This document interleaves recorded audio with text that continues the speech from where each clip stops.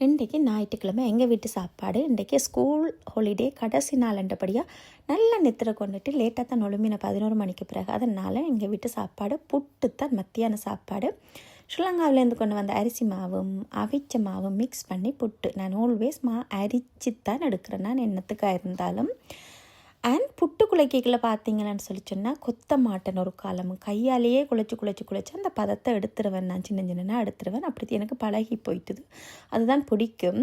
And நாளைக்கு பிறகு இன்றைக்கி குழல் புட்டில் அவிக்கிறேன் புட்டு. அதோடு பார்த்திங்கன்னா புட்டுக்கு என்ன கறின்னு பார்த்தா முட்டை பொரியல் மட்டும்தான். முட்டை ஆல்வேஸ் நான் கழுவி போட்டு தான் என் ஃப்ரிட்ஜுக்குள்ளே வைக்கிறேன். ஸோ அப்போ உடைச்சி எடுக்கிறேன்.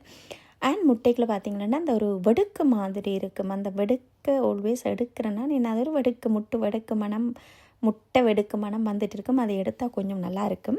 ஸோ அதுக்குள்ளே நான் உப்பு ஆல்வேஸ் முட்டை பொரியலுக்கு கூடுதலாக நான் அரைச்ச சரக்கு பவுடர் இருக்குது தான் அது போடுறேன். நான் பேபி அரிஷாவுக்கு வெறும் முட்டை பொரித்து கொடுத்தது. அவൾക്ക് ஒனியன் அதுகள் ஒன்றும் பிடிக்காது. எனக்கு ஒனியன் போட்டு பொரிச்சேன்னா புதுசு என்னவோ தெரியாது. இந்த குழல் போட்டு இருக்கல அதை ஒட்டி கொண்டு வந்தால் வரமாட்டேன்னு கஷ்டப்பட்டது வேறு. அதே என்னென்று தெரியலை. மேபி பழக்கப்படுத்தி எடுக்கணுமா என்னென்று தெரியலை.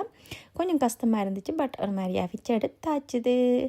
இதுதான் இன்றைக்கி எங்கள் வீட்டு மத்தியான சாப்பாடு. புட்டும் முட்டை பொரியலும். அடுப்பெல்லாம் க்ளீன் பண்ணி சட்டி பானியெல்லாம் கழுவி துடைச்சி வச்சுட்டு வேலைக்கு போகிறதுக்கு காஃபியும் போட்டுட்டு ரெடி ஆகியாச்சுது.